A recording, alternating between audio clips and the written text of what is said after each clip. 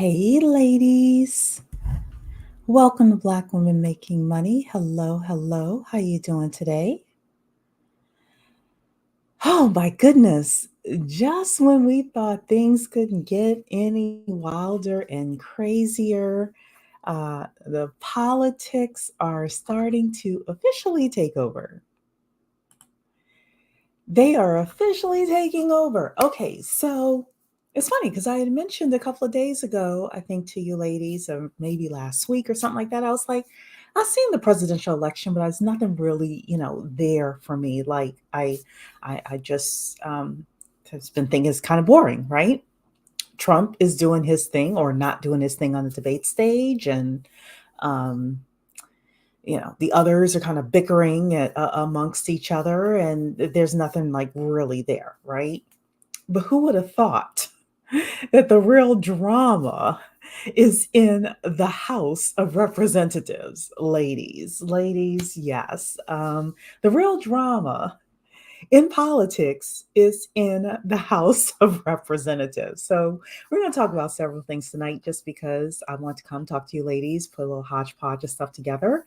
We are going to talk a little politics tonight, talk about some of the concerns one major concern that I have with regards to what is happening in the House of Representatives right now. If you don't know what's happening, don't worry, I'll fill you in. We're going to talk about some of the worker strikes that's happening now as well. Labor is really rising up, really rising up right now, and some interesting things are happening with regards to that. We are going to talk about Ebony again because during our session, it was suggested to me that I go and I listen to this conversation that Ebony had with Dr. Raquel, I think her name is Martin. I could only listen to 45 minutes of it because I was like, what do you all have me listening to? Because to me, it was worse. It was Ebony dug herself into a deeper hole. So we're going to talk about Ebony again. And we're also going to bring in a little Larry Elders just so, round out our political discussion. And then I got a final bonus story for you as well that I thought was pretty interesting from a money and monetary point of view. So, ladies, as you're coming in, don't forget to hit the like button. Give me a like, please. Also, if you're listening to the replay, definitely put replay in the chat, or better yet, tell me something that you're thinking with regards to any of the stories that we're talking about tonight. So, and Dawn to Earth is in the building. So, good evening, Dawn to Earth. Okay, let's start off with politics of Kevin McCarthy and the House of Representatives. So, if you've been living under a rock, you may not know this, but there was a gentleman named, or still is, a gentleman named Kevin McCarthy, who was the Speaker of the House of Representatives in the United States. Basically, third in line for the presidency after Kamala and Joe Biden.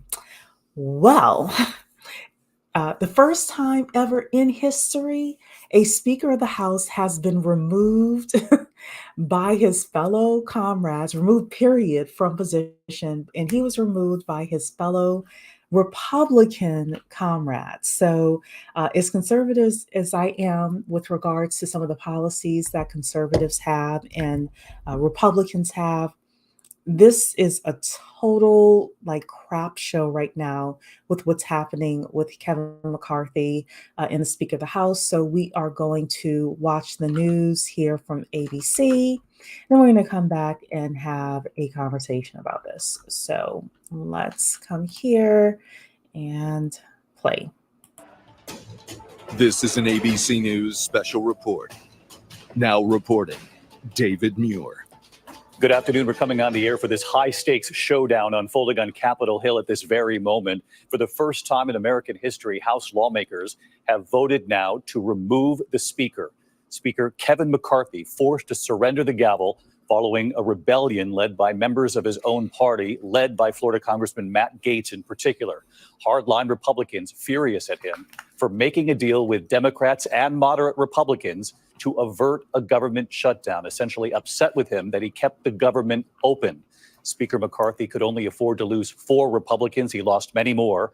He would have needed help from Democrats as well to stay in power. But Democratic leader Hakeem Jeffries making it clear today that this fight was between McCarthy and House Republicans, Democrats en masse voting against him as well. Let's get right to Rachel Scott live up on the Hill. So, Rachel, no speaker. What's next? David, we have never seen this before in American history. It is the first time that the House has voted to remove a Speaker of the House. McCarthy facing a rebellion from a group of handful Republicans who were angry that he made a deal with Democrats to keep the government funded. So as for what happens next, McCarthy is out. A temporary Speaker of the House will now be appointed. Much of the business of the House will be on hold. The first order of business will be electing a permanent speaker. There will be a push to try to get Kevin McCarthy elected again. You may remember it took 15 votes in January to get him elected Speaker of the House. And right now, he clearly does not have enough support from Republicans to make that happen again, David. Yes, uncharted territory indeed. Rachel Scott live on the Hill, as always. Again, Speaker Kevin McCarthy, the Republican leader in the House, voted out. Our coverage continues. ABC News Live, abcnews.com. I'll see you for World News tonight. Good night. Okay, ladies. Hello, ladies. Hello, hello. The drama is not in the presidential election, ladies. The drama is happening in the House of Representatives. What a damn shame. Damn shame. Couple of things that was said, and I actually watched several news clippings with regards to this because I'm like, this is interesting. This is interesting. Because this man, Kevin McCarthy, decided to work with Democrats, because a Republican decided to work with the Democrats so that the government would not shut down, so that hundreds of thousands of Americans who work for the government could still continue to get their paychecks, so that millions of Americans could still continue to get their social services and things like that. Because this man had the audacity to work with Democrats, he lost his job. He lost. Really, this is what they're saying. Now, I understand the nuance, right? I understand the fact that this guy, Matt Gaetz, who is a Republican from Florida, is saying that they gave Kevin McCarthy a mandate when they elected him in, and it took them 15 votes to elect the man in the first place. He had to keep giving concessions with regards to the Speaker of the House, but he became the Speaker of the House. And because we had a functional government, because we had a functional government that said, you know what, we're each going to give something in order to keep the U.S. government open. And the U.S. government, ladies, is only open for, I think, 45 days or something like that. They have to vote on another budget in order to keep the government open in December. Because of this, Kevin McCarthy, who was the Speaker of the House, was voted out of position. There was a time when people said bipartisanship, and even though they were halfway not telling the truth, they would still work together for something like this, for the good of government continuing to run. However, now we have a whole bunch of clowns in elected office on a national level. Local level, I think my people on local level are okay. Nationally, Dawn to Earth said it, petty, petty, petty. But here's the thing. Dawn to Earth. If the government closes in December, do you think the Republicans who voted to get rid of Kevin McCarthy are going to lose a paycheck? Do you think that Kevin McCarthy himself is going to lose any sleep and any meal? No, those mofos are still going to get paid. They're still going to eat well. They're still going to be wined and dined by lobbyists. I tell you something, if you want to get rich, become a politician. I tell you that much. Mocha Mommy's in the building. The speaker thing is a whole heap of mess. Yes, it is. It is a mess. It is a political mess. I mean, but of course, everybody is talking. If you're listening to any kind of politics, everybody is talking about this, about the fact that they cannot continue with government. They cannot vote on anything else, do any other aspects of government until they decide on another Speaker of the House. And it was told today that Kevin McCarthy is not running again for Speaker of the House, which of course, why should he? Like if I were him, I would not choose to run for Speaker of the House. And then you may say, well, why didn't the Democrats help Kevin McCarthy? It's my understanding that the person that they're thinking of it's my understanding that the Speaker of the House, one of the big things that they do is a lot of fundraising. So this person would have to do a lot of traveling and a lot of fundraising for the Republican Party. And we are entering into a presidential election year. It's my understanding that the reason that the Democrats did not help Kevin McCarthy, even though Kevin McCarthy helped the Democrats, right? The reason the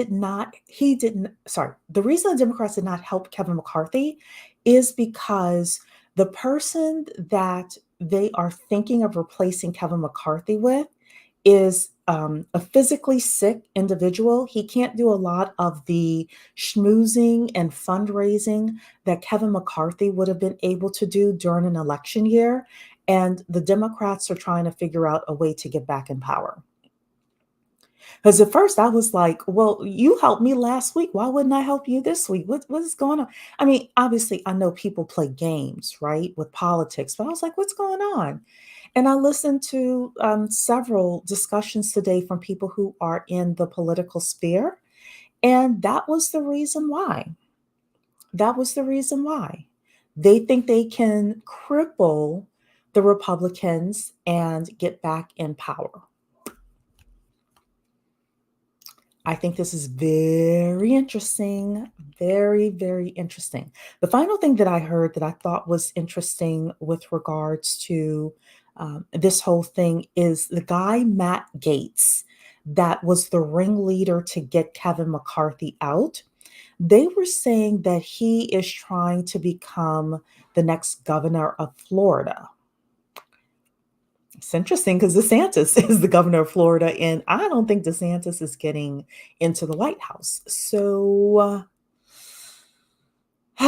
it's going to be interesting. The drama is not in the presidential election. The drama is in the House of Representatives. And there are some quacks in the House of Representatives. If you all know anything about politics, there are some quacks in the House of Representatives. So Ron is saying, what did I miss? Ron is saying they still get paid. Yes, my girl, they still get their coins. They get the best medical care. They get wined and dined by lobbyists. And they still get a check, whether or not the government is open or not. Yeah. Selfish love is in the building. Whatever they replace Kevin with is going to be worse. That is what a lot of the pundits that I'm hearing. I listen to a lot of different pundits. I don't listen just to conservative or just to liberal or anything.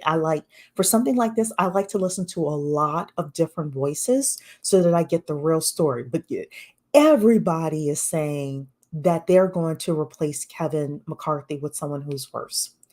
My whole thing is you actually had a speaker who was willing to work with Democrats to save people's livelihoods. When you have a government that shuts down, there is a huge ripple effect in the economy. People don't get their paychecks. Government contractors don't get paid. Parks are closed. Other social services, If the states have the money set aside for those social services, great. If they don't, people can go hungry, people can go without their medicine. And I'm not talking about just like lazy people. I'm talking about our elderly, our children who are sick, etc. This is a very serious thing. And because he couldn't get the votes he needed from the Republicans, he went to the Democrats, and I don't know. I don't know Kevin McCarthy enough to say I feel bad for the guy, but just the overall scenario, I feel bad for him. Nothing will affect them. Nope. Nothing's going to affect them. All the politicians get rich once they get in office. That is the truth. They get very wealthy, and then they're able to leave office and they're able to get on these boards. They're able to, work for these corporations, etc. So Kevin McCarthy, even though he was the shortest speaker in history, he's going to be paid. He shall be paid big, big money in the private sector. Pink Orca's in the building. Kevin should be embarrassed. First speaker to get voted out. Yeah. You would have retired. No, they only needed 4 votes to get rid of him. They ended up getting 8 votes, and he didn't think that they would get the 4 votes that were needed. He thought that this was just like 1 or 2 Looney Tune representatives, but apparently 8 of them said no, he had to go. See, what he should have done is he should have talked to the Democrats and gotten, even if he had gotten 4 Democrats to say, I'll vote for you. Even if he, like, that would have saved his speakership. So, it's so much salacious stuff in Gates's background. I heard that. Is Gates selfish love? Is Gates the guy that was accused of bringing the underage girl across lines to have sex with her? Is that Matthew Gates? Let me know, selfish love, or somebody else in the chat. That story sounds familiar with Gates, so I guess I'll say allegedly. I don't know if he was ever convicted. Is that the same guy? I think that's him. There was some 17-year-old girl, and he was accused of taking her across state lines and having sex with her. I think that was Matt Gates. I think so. Let me know. Let me know in the chat, y'all. Miss Franny Pants is here saying, hey. People who receive those services and are Republicans would miss those services as well. Yes, you're absolutely right. I wonder if Republicans thought of that, especially come election time. No, they don't. They don't. And look, people vote Republican for their own reasons, right? People, and the politicians are paid off by the lobbyists and the capitalists. So look, this is why I say we can't necessarily change the rules like individually. We just got to learn how to navigate them. But yeah, they don't care. They don't care. Make sure you like the video. Yes, please like the video. My friend who works at a grocery store was scared people were going to loot without food stamps. They just postponed the shutdown. Yep. They postponed it till December. It's going to happen eventually and during a colder month too. You're absolutely right. You're absolutely right. Him and the council member from Florida. So Nicole, am I right about that story? That Matt Gaetz story? Let me Google really quickly because I feel like that's him.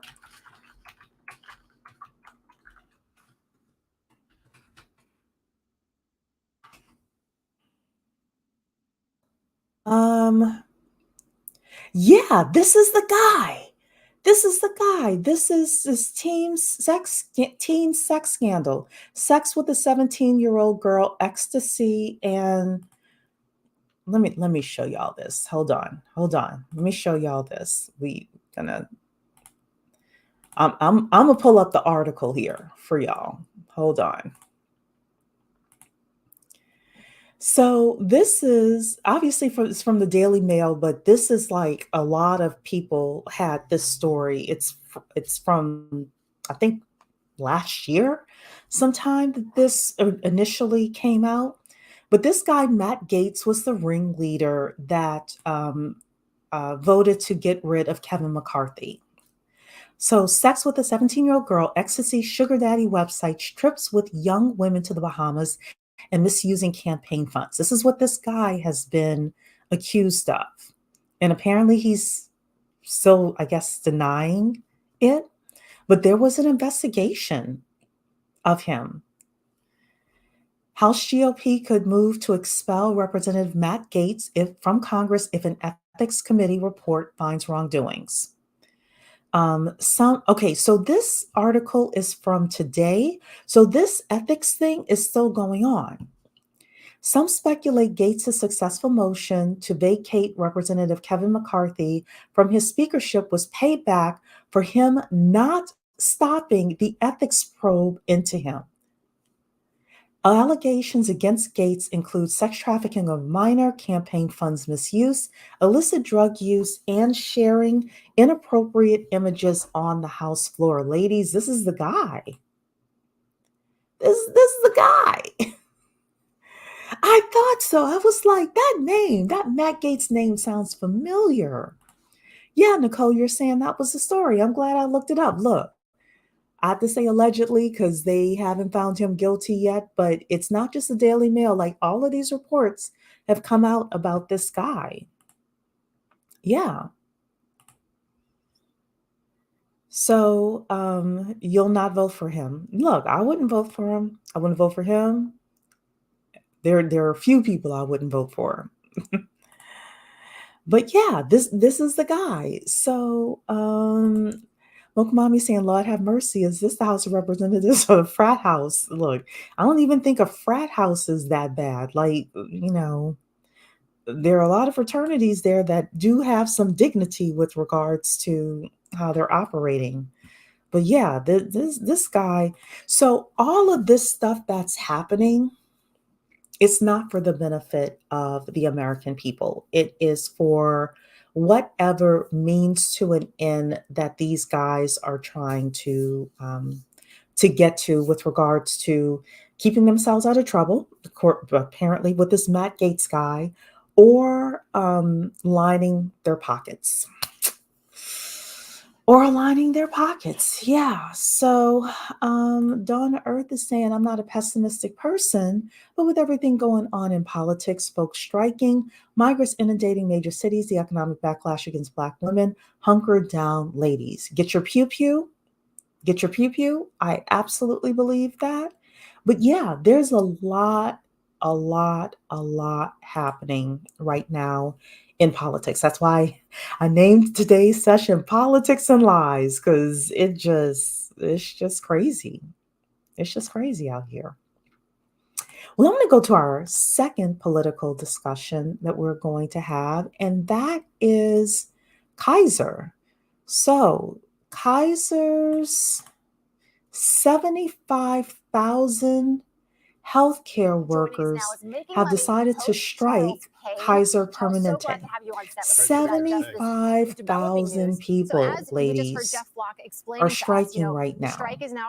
So I had Kaiser Permanente insurance. I had to get off of it because literally when I got sick a couple of months ago, I had the Kaiser insurance. I went to Kaiser and there was nobody working the front desk. In fact, when I walked in, they thought I was the temporary employee for the front desk. And I'm like, no, I'm here for a doctor's appointment. By the way, they do have a support Well, according first to I that, like 75% called, support, right? I which was is calling, almost unheard trying to of get these an days. appointment, And and the main nobody thing was answering. So then I and said, well, think let me almost get my everyone butt in the watching has car the same issue. and drive over Their there, and pay maybe hasn't I kept can up see with a doctor inflation. or get an I appointment. mean, they really When I are walked hurting. in, the lady's like, You know, are you the and receptionist? tactics, I And I'm don't know like, how many people are going to get no, upset about tactics to try to I'm win. not So the this is a battle. This is a receptionist. war.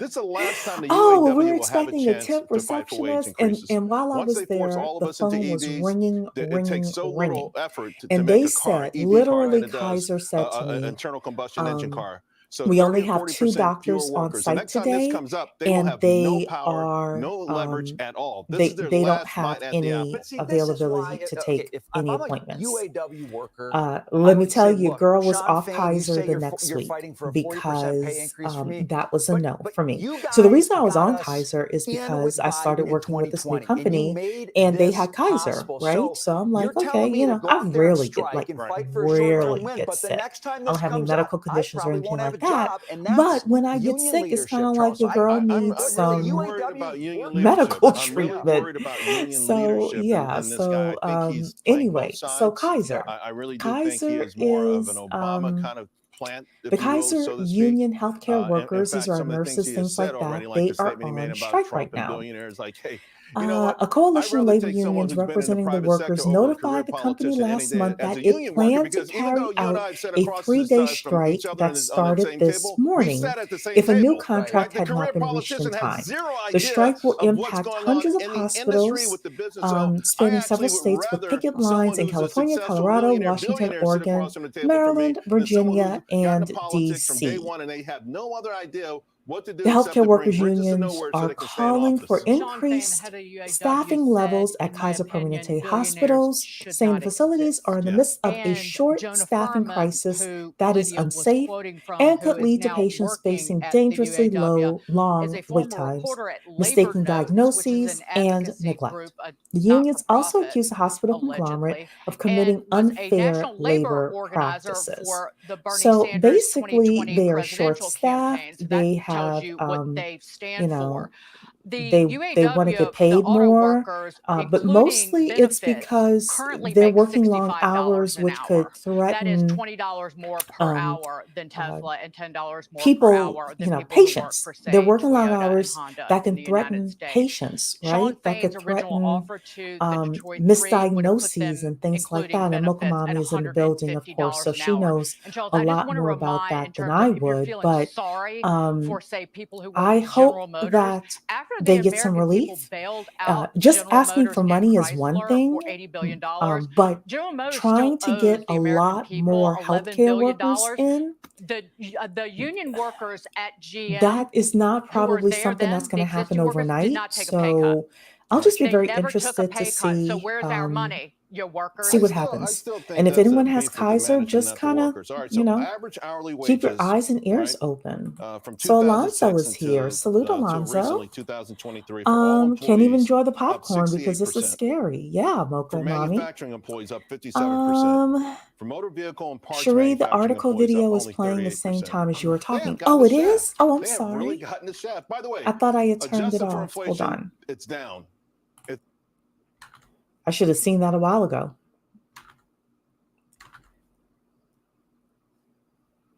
I'm so sorry, everybody. I'm so sorry. Let me know if that's working.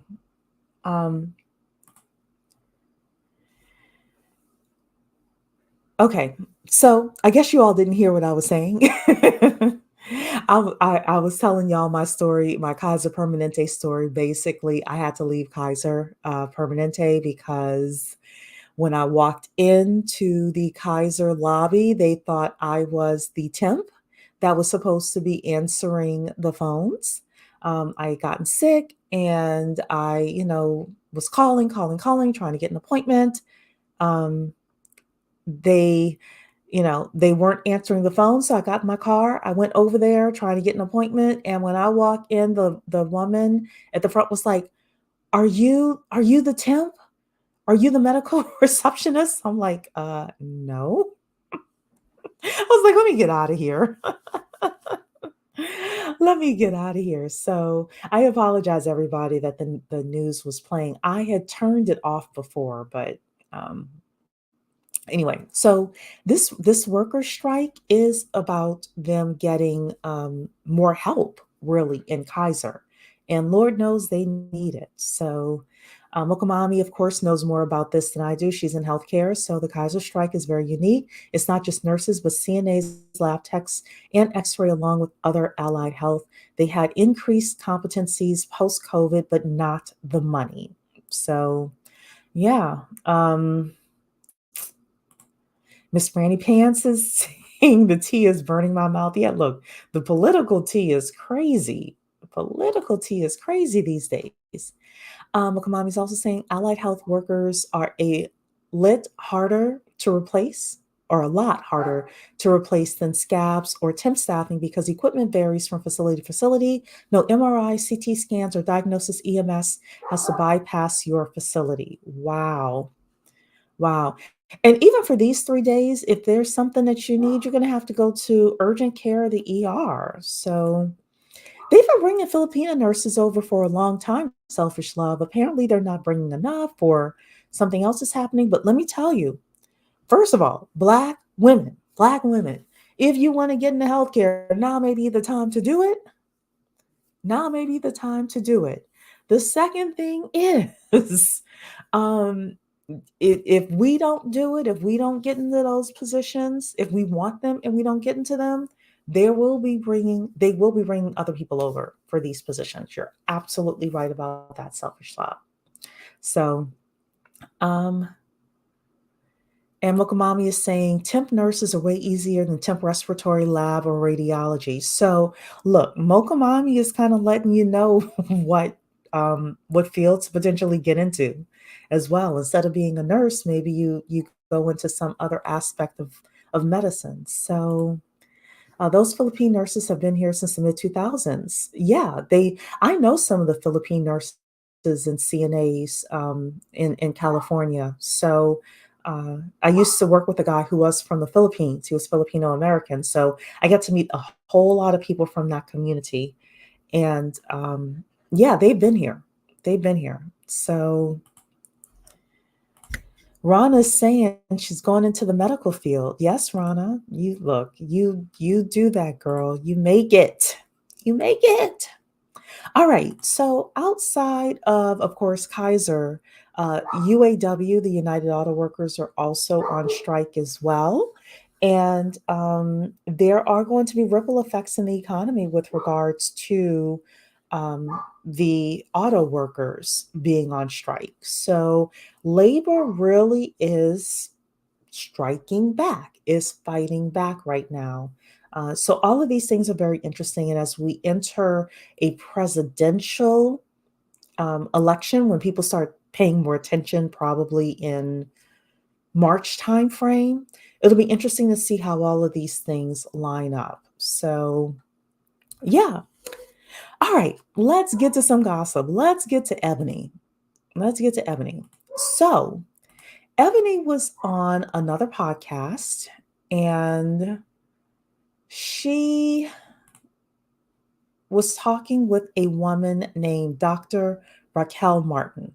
I'm not going to play all of this for you because I just didn't want to spend the whole time going through all of this. And literally, I only listened to the first 45 minutes. And after that, I was like, she said, what?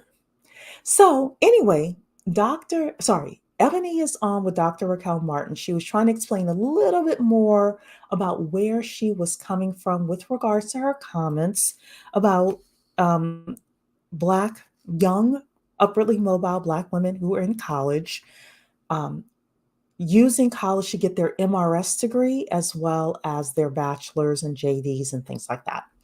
And if you did not listen to this, well, boy, oh boy, do I have a treat for you.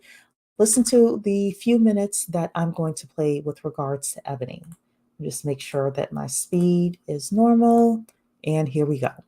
Things that most men want, not all, but most. So that is the construct in which I am speaking to.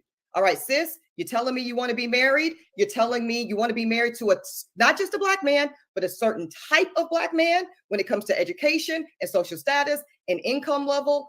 I am telling you, based on my lived experience and that of the women around me, there is never a higher concentration of that pool of that particular kind of Black man than when you are in spaces of higher learning. That's it. So my question, I guess, is why is this the realm where you choose to provide a basic perception? Nothing, and honestly, if I was going to look in terms of individuals, I would not think that you, Ebony K. Williams, is synonymous with basic in any way, shape, or form. However, that seems to be the word that you continue to use. So why, when discussing marriage, and the intricacies of that and maintaining a healthy relationship, why is that a realm where you're comfortable with providing a basic message when nothing else about what you do is basic? Why is marriage, the partnership that can lead to, and we'll get to fertility after this, can lead to the benefit or detriment of you linking yourself to someone? Why is that the conversation you choose to be basic in? Because you're not a basic person. Why is this the conversation that you feel is appropriate to be basic on? Yeah. Well, I would not frame it that way, obviously, but because it's a basic desire. So I would say that I'm pretty basic on home ownership too. So I wouldn't say, I think, we can use basic, we can use simplicity, right? If you tell me you want to be a homeowner, especially if you tell me you want to be a homeowner and you own your own business, I'm very basic in the advice I give people that are 1099 workers to get into home ownership. And I speak about it at length. I have whole podcast episodes, multiple interviews.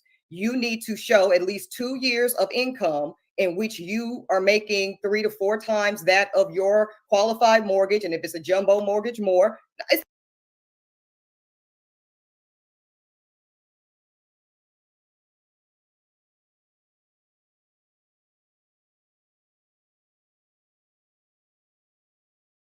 the same thing.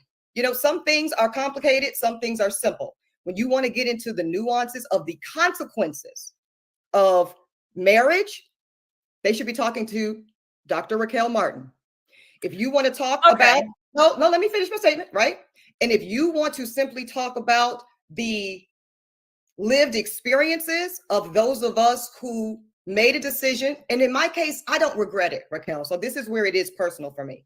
I am somebody who, given the choice, would still have divorced my first husband, would still have ended my most recent engagement. And I actually have some level of excitement and confidence going into my single motherhood journey. But I've had enough conversations with enough other Black women who are similarly aged as us, who are deeply brokenhearted.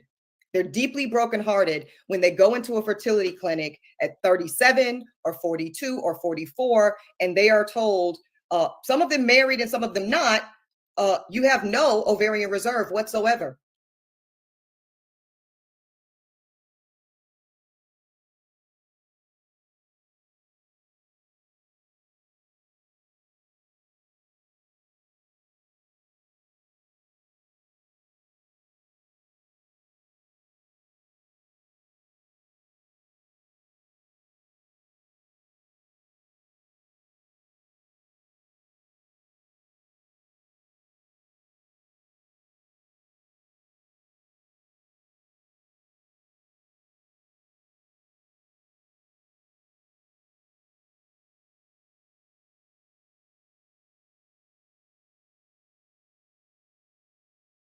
I'm sorry.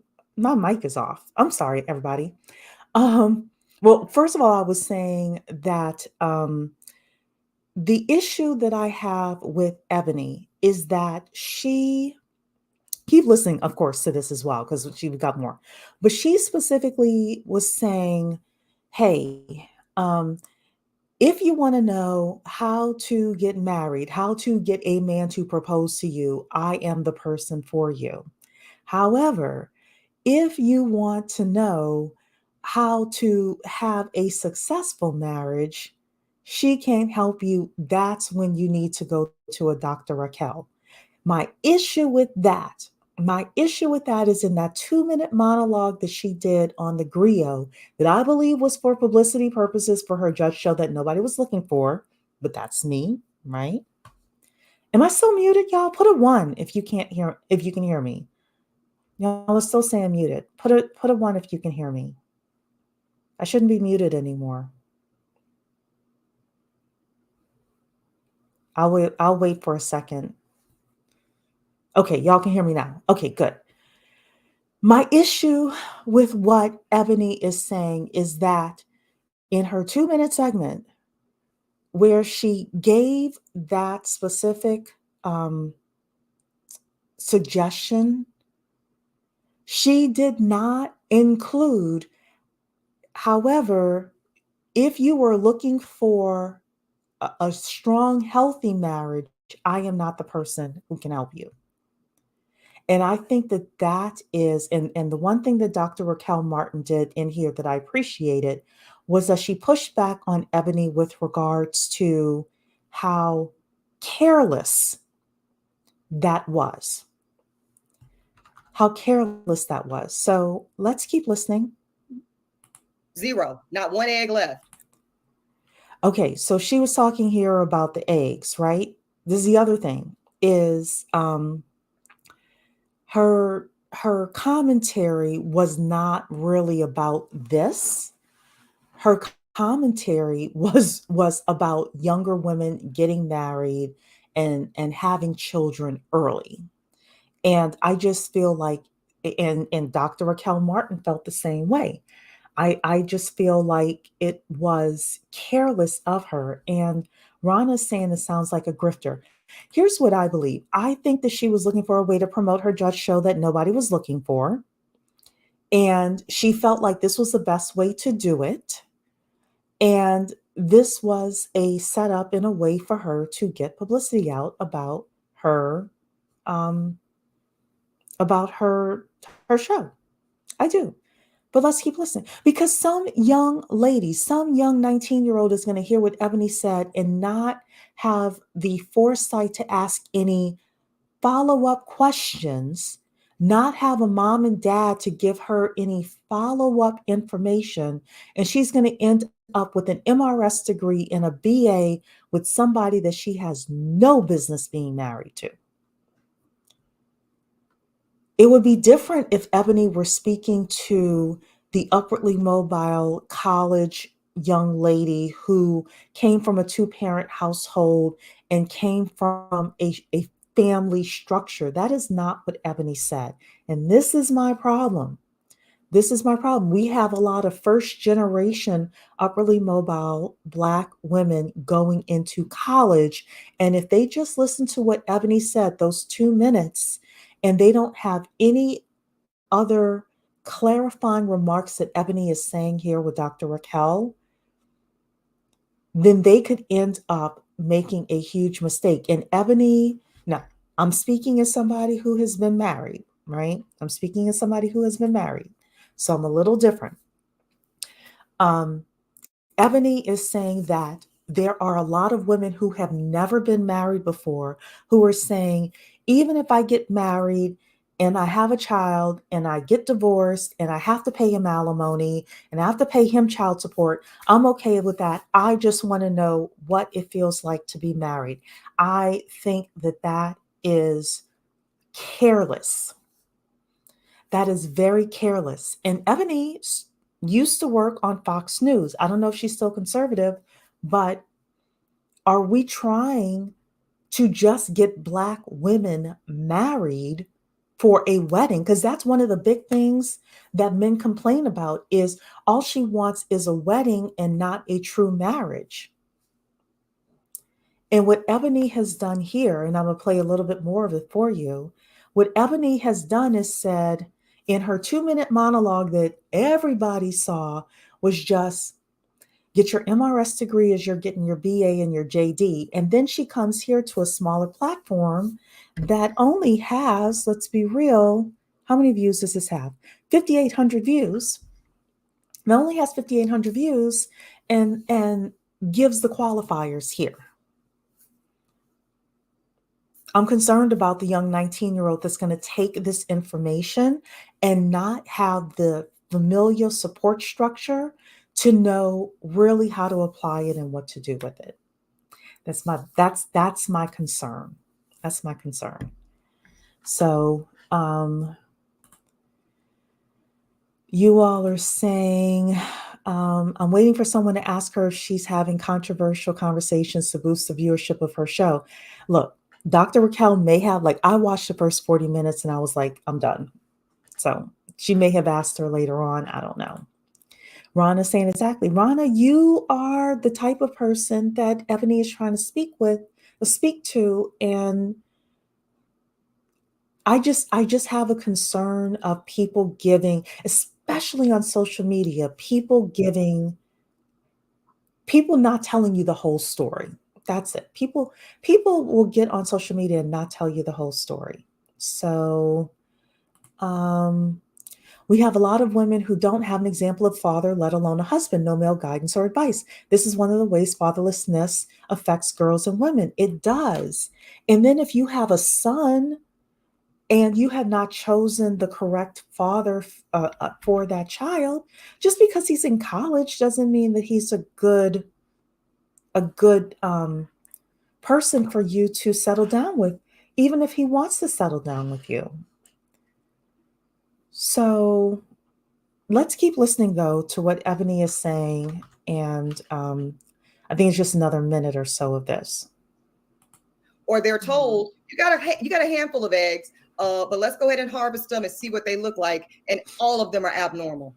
Or they had maybe a mix, and then they go to make embryos with either their romantic partners or their husbands or a sperm donor, and they're told they have no embryos. So I'm having those conversations probably more often than I'm having those conversations probably to the frequency, rather, Raquel, that you are having with college students, right?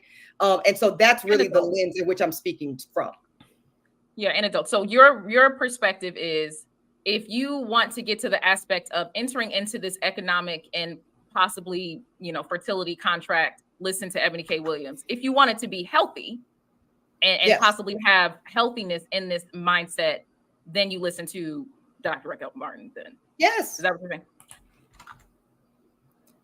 Ladies, all of my upwardly mobile Black women on this channel, during Eboni's 2-minute monologue, did she say anything about, if you wanted to be healthy, don't listen to me, listen to Dr. Raquel or some other person that can teach you how to have a healthy marriage?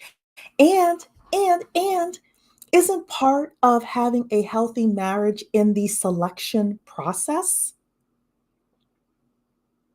Isn't part of having a healthy marriage in the selection process?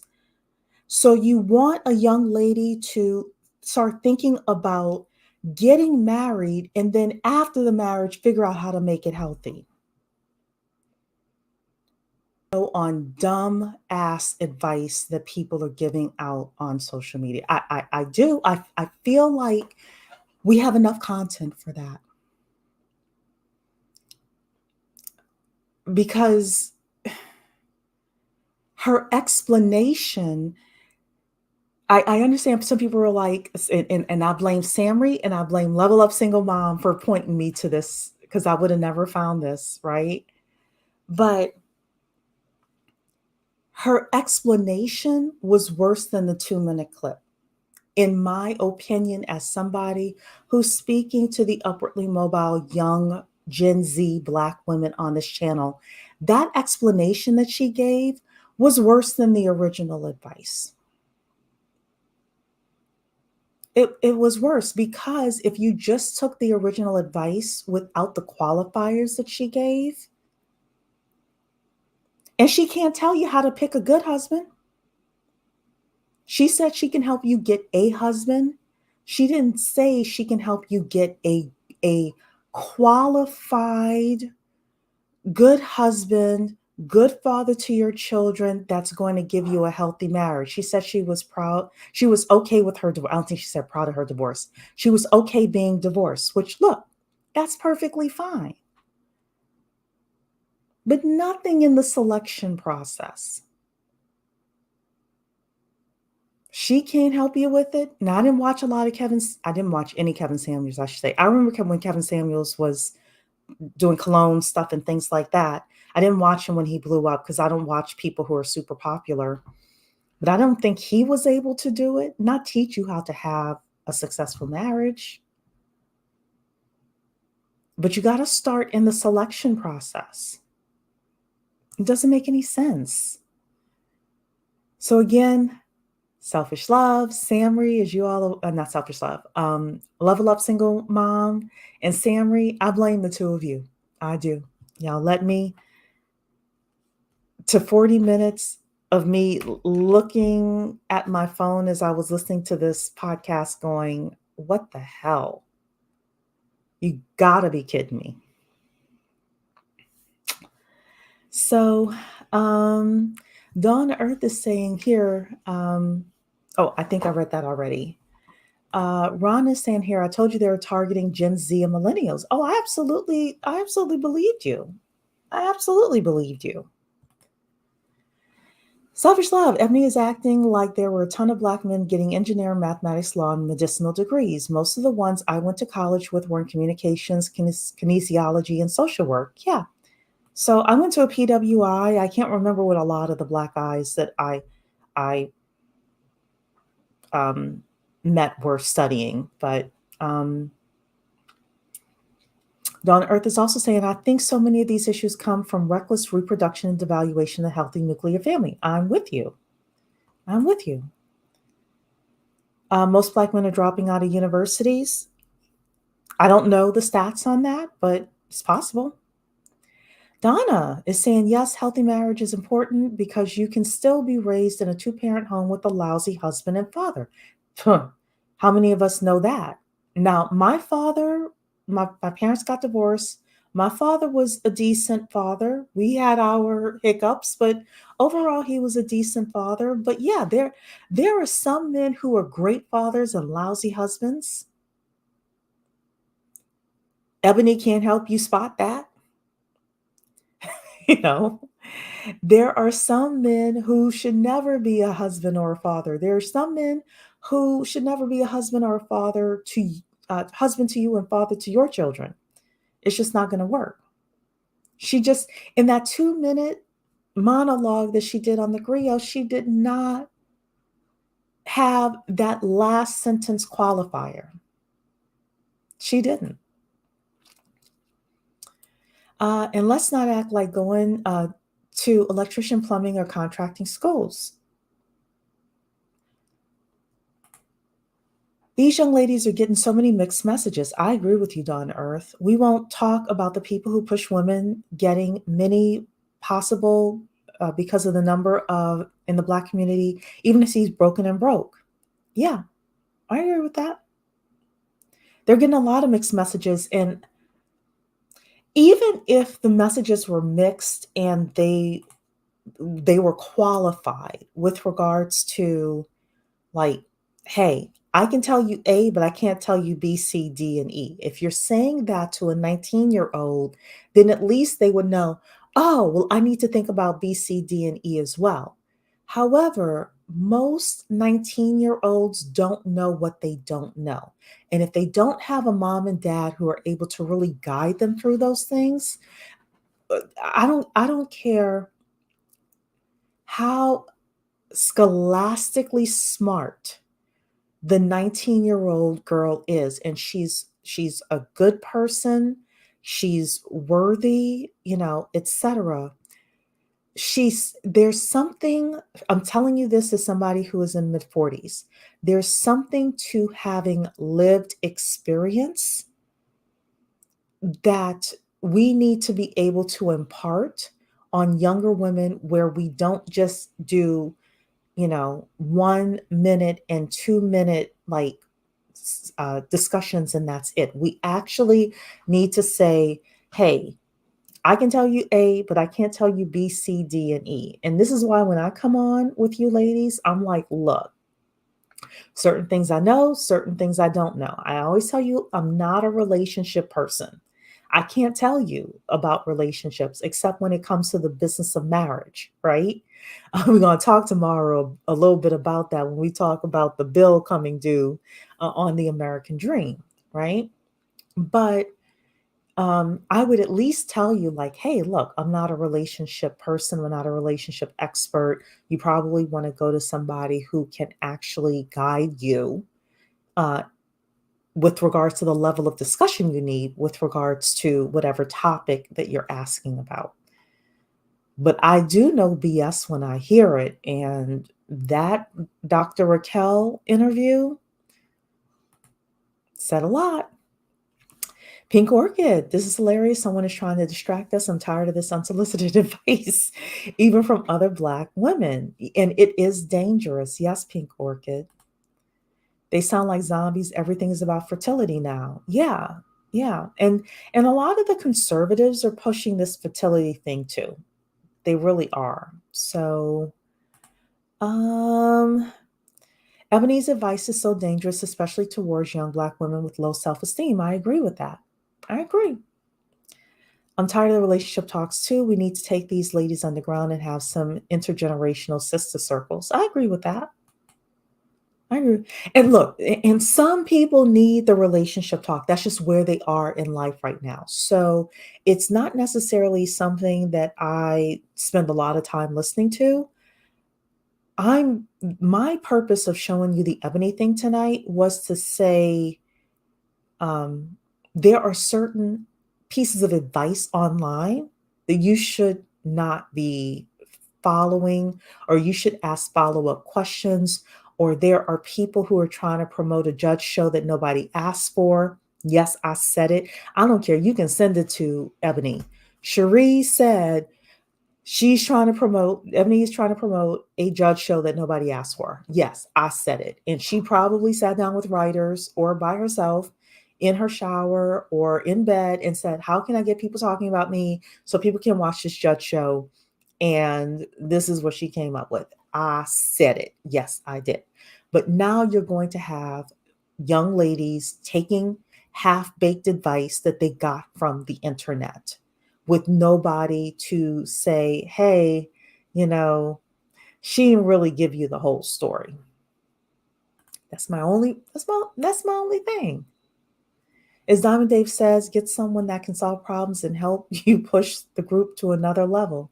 Yeah, look, it ain't Ebony though. It ain't Ebony. We're approaching critical mass as far as birth rates, so these conversations will be front and center for a while. Yeah, that's true. That is true. Hey, True Mystique. Hello, hello. All right, let's talk about Larry Elder. Larry Elder, of course, was on The Breakfast Club a couple of weeks ago. He was begging to get on The Breakfast Club for years. The Breakfast Club rarely let Republicans on. They finally let Larry Elder and Vivek Ramaswamy on. And of course, I didn't get a chance to talk about everything I want to talk about with Breakfast Club, but it was just Larry Elder did not destroy The Breakfast Club. The Breakfast Club did not destroy Larry Elder. It was just people talking past each other, and it was a fruitless conversation.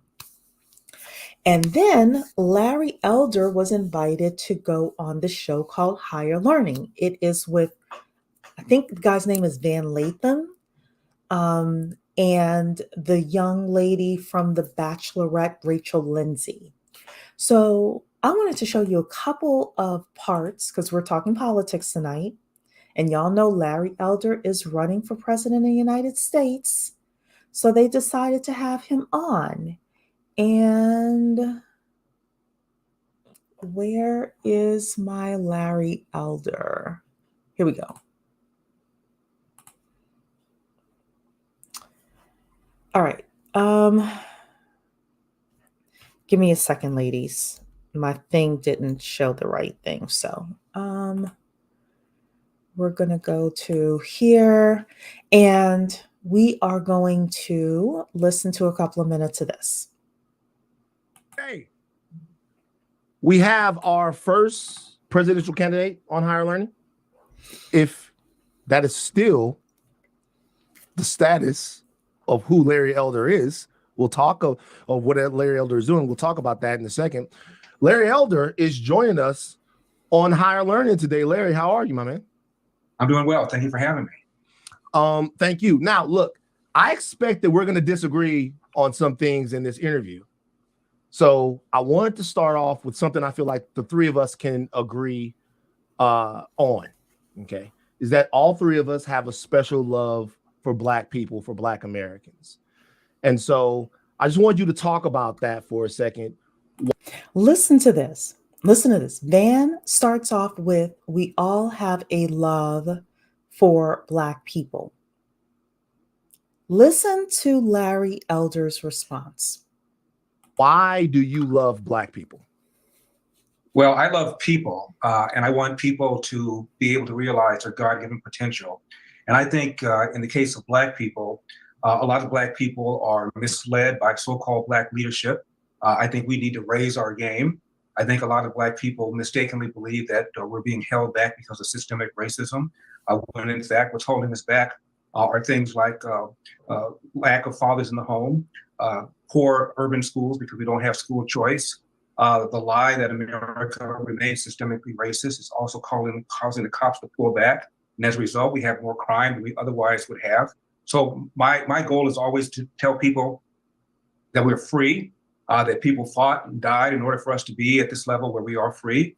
And we should take advantage of the freedoms that America has given us. And I think Black people need to do that. And that's one of the things that I feel very strongly about. My father. Does that answer why you love Black people? Yeah, I want to make sure, because I think sometimes. I just said I love Jim. But I know love people, but you're a Black man. You talk a lot about your father and the experience that your father had coming from Athens, Georgia, the things that he did to make it in America, and some of the obstacles that he overcame. And his story, while an American story, is also a specifically Black American story. And so I'm just wondering, because I've also heard you say that you don't like being called the black face of white supremacy or what other people have called you. I've heard you say that. So right now, you do have a special love in your heart, a special cultural connection to Black people. Do you or do you not? Well, I am a Black person. I was raised in South Central Los Angeles. My father was raised in the Jim Crow South. So obviously there's a special connection, a special experience, a special history. But in general, I love people. I'm a God-fearing person, and I want every single person to realize his or her God-given potential. Oh my goodness. Well, Miss Franny Pants is saying, yes, Van is the one who got into Kanye. Yeah, when Kanye said slavery was a choice. Yes, absolutely. Van was the same person over at TMZ. That's what it was, TMZ. Lainey is saying Larry goes on and on about single parenthood, but where are his wife and children? He was married. He never had children. I heard on another podcast he say that that was his regret of not having children. He's 71 years old now. The person asked him, well, you're 71, you as a man could still have children. He's like, no, that ship has passed for me. But, so I will give him grace with one thing. At least he did not bring a child into the world, and leave that child, as far as we know of, right? And leave that child, right? So it's not, he wasn't irresponsible with his seed. He talks about single parenthood all the time. Yes, he does. He talks about fatherless homes. But keep listening, because the second clip I'm going to show you, I'm just like, Larry Elder is a joke. Larry Elder is a joke. There are so many people who hold Larry Elder in such high esteem in the conservative landscape. And he has wanted for a long time to come and talk to Black America in these specific types of settings. He wanted to talk to Charlemagne and the Breakfast Club. Charlemagne and even Taz, even though I understood where she was going with the questioning, they were not able to bring out the incompetency of Larry Elder like Van did. It's more so Van than Lindsay, because Lindsay only asked one question, and that I'm going to show the question that she asked in his response. But Larry Elder is a joke. He really is. Any conservative, any Black conservative that really has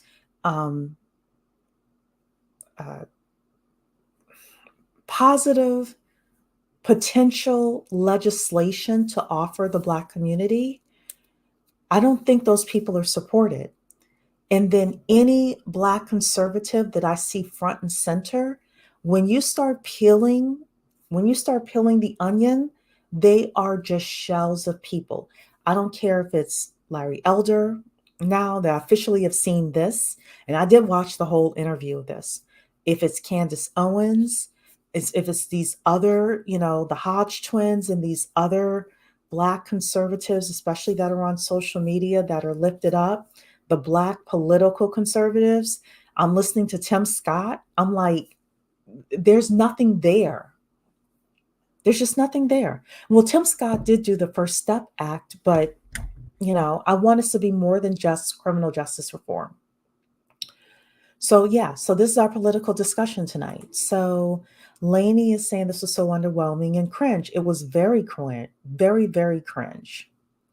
And I don't think Larry Elder was expecting to come into this type of an arena with somebody who was so well read and was able to ask nuanced questions. And if you watch this entire interview that Larry did, this is how I know Larry is full of shit. When you listen to the entire interview, Van would ask a very nuanced, specific question, and Larry would answer with statistics and talking points. Then Van would ask a follow-up, very nuanced and specific question, and Larry would respond with stats and talking points. The man did not answer any questions that was not a stat and a talking point. He's so rehearsed in these things. He's so rehearsed that when he gets to sit down with people who are talking to him in a different manner and in a different method, he cannot formulate his own thought processes. And it was sad to see. So you're right. It was very cringe, Miss Franny Pants. It was very, very cringe. I think we're the only ones who know Larry is running for president. Yeah, because the GOP definitely is telling him he is not running. So all I see in this video is Larry's big head. Yeah. Look, he's up, he's front and center. He's front and center with the camera.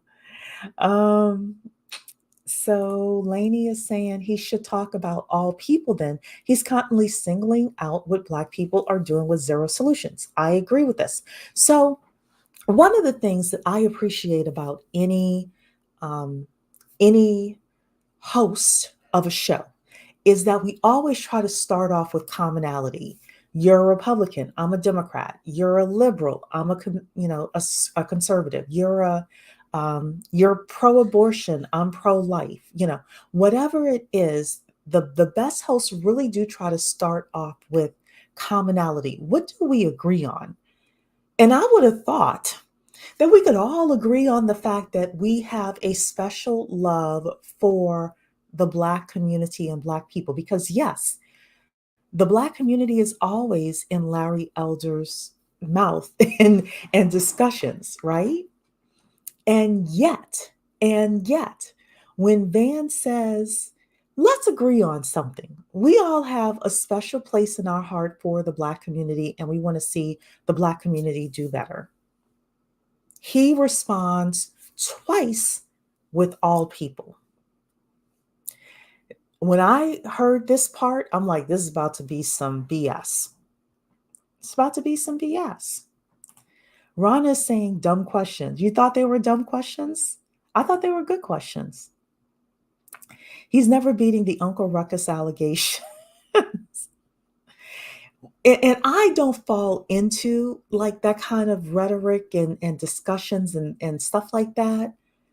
I won't say Uncle Ruckus personally. I thought that he, I thought the emperor had no clothes, and I thought that he doesn't have any kind of substance beyond his talking points, right? I have no issues with Black Republicans, but many have a tendency to wag a finger and talk to Black people like we're children. Yeah, that's true. That's true. Oh my goodness, you're so wrong. I can't read that. Yeah, look, he does not date or marry Black women, which is fine, right? Which is fine. Doesn't mean that he cannot still want to see what's best for the Black community.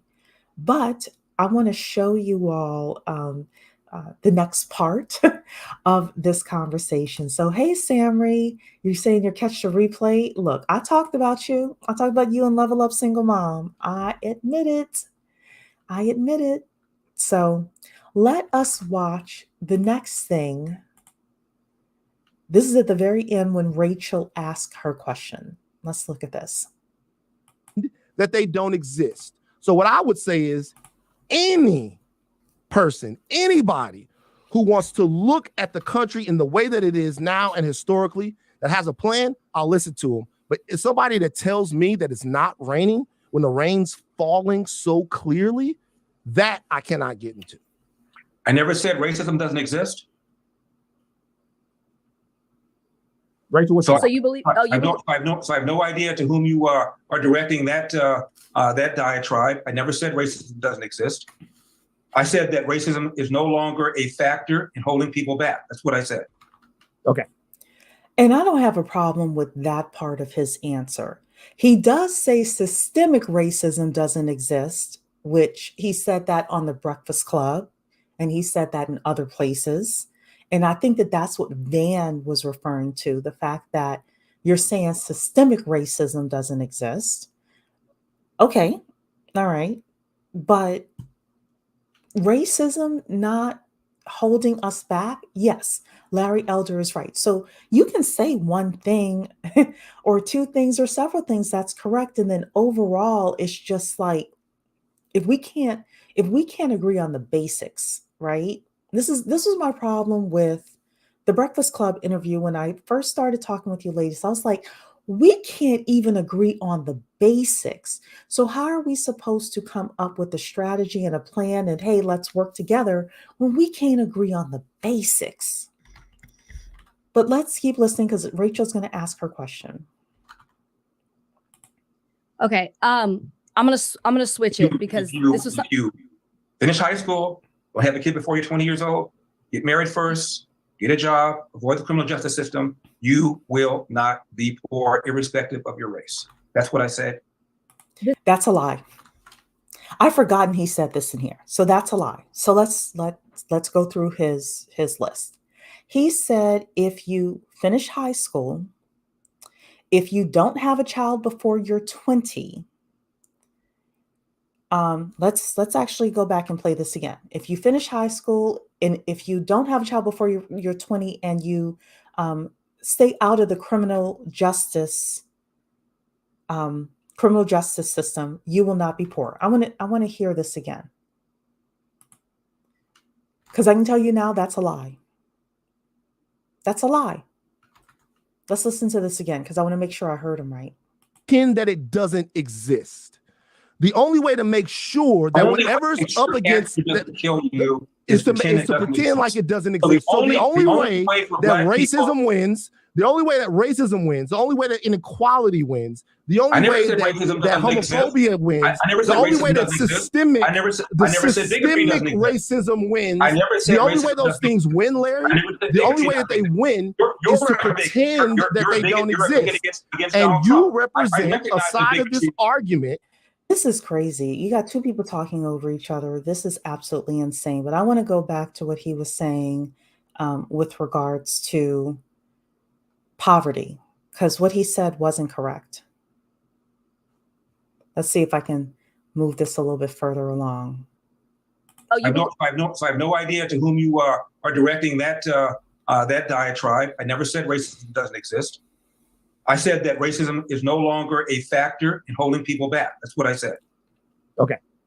Okay. I'm gonna switch it because this was you finish high school, or have a kid before you're 20 years old, get married first, get a job, avoid the criminal justice system, you will not be poor irrespective of your race. Okay. He's wrong because he says nothing about becoming skilled labor. This is a 71-year-old man who wants to be president of the United States. And he told people, as long as you graduate from high school, you don't have a child before 20, you have a child in marriage, and you avoid the criminal justice system, you won't be poor. That is a falsehood. This is somebody who is a boomer, and in the 1980s, that was a correct statement. But in 2023, he didn't say anything about get a skilled trade, become skilled labor in some sort of way. You can't You can't just say, I'm 21 years old, I'm married, I'm going to have a baby, and I'm not going to be poor. That advice, this is what I'm saying. People come on social media and say stuff, and it's like, you must have not thought through that, because that advice makes no sense. And I won't say it doesn't make any sense. I'm going to say he's missing stuff, especially in 2023. He's missing stuff. But let's listen, because I want Rachel to ask her question. That's what I said. This is the last thing for me. You are running your campaign. Is it Save America? It's what I want to say it right. What's your campaign slogan? We have a country to save is my slogan. We have a country to save. And you're talking about fatherlessness, and that there's this epidemic in the Black community of fatherlessness. And excuse me if I've missed it, but to date, what have you done to combat fatherlessness in the Black community? Okay, so you're accepting that we have an issue with fatherlessness in the Black community. You're accepting that, I assume. Actually, don't. But I'm not. You said that. I didn't think so. So you're not accepting it, and you're asking me, what am I doing about something that you don't accept? No, you're my question is clear as day. You say that it exists. You say that this exists. I'm acknowledging that. I'm acknowledging your statement. You just said you weren't acknowledging it. So now you're acknowledging. I said I don't agree with it. I'm acknowledging what you have said. You have said that there's this epidemic. So the question is, what have you done? You don't agree that there is. I just want to understand what the question is, Rachel. So you don't agree that there's an epidemic. I'll say it. But you want to know what Larry would do about something that you don't think exists. I'm not going back. I'm asking you a very clear question, not even long-winded. The question is, what have you done? Okay, what have you done? What have I done to address a problem that you don't think exists?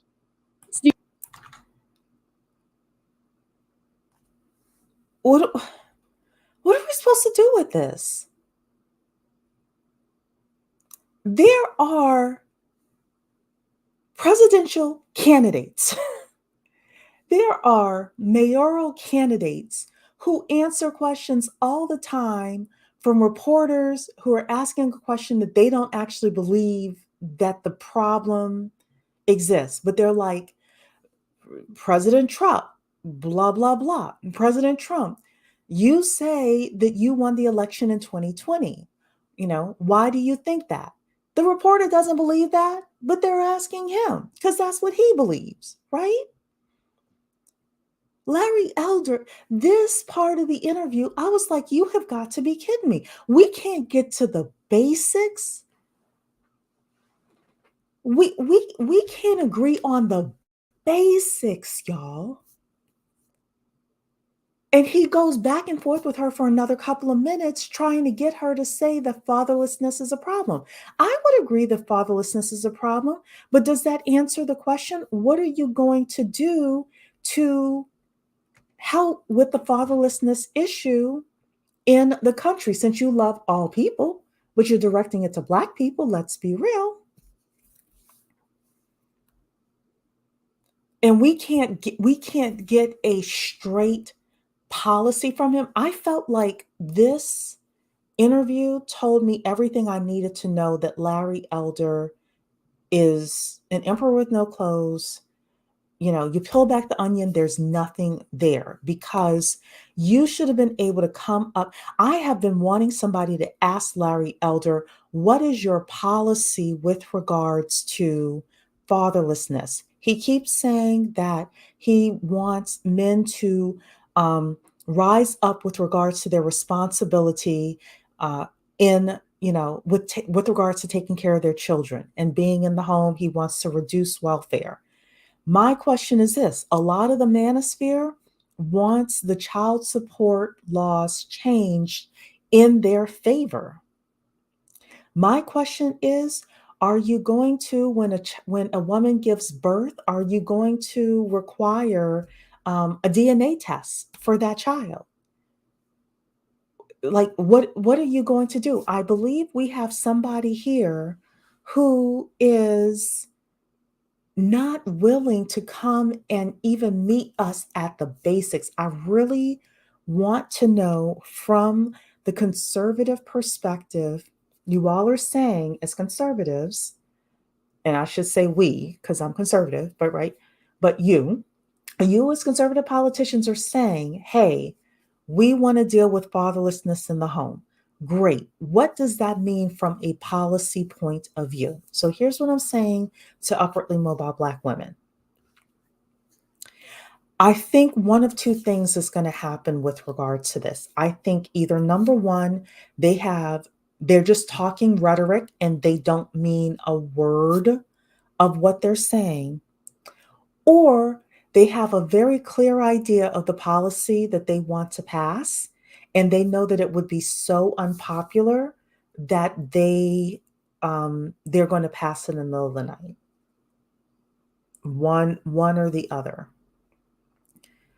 Because there's no way you can have multiple presidential candidates saying the same thing about fatherlessness in the home, because Vivek Ramaswamy is starting to say it and other Republicans are starting to say it. I don't think we'll ever hear Trump touting this, but other Republicans are starting to say this is a big issue, and nobody can tell us what policy they're putting forth.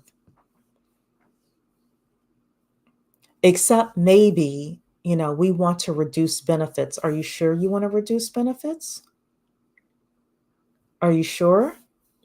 Because that will hurt more white women than Black women, unless you're going to redline those benefits as well. Which then goes back to Larry's initial answer when they asked him about our common love for Black people, and he refused to answer that question.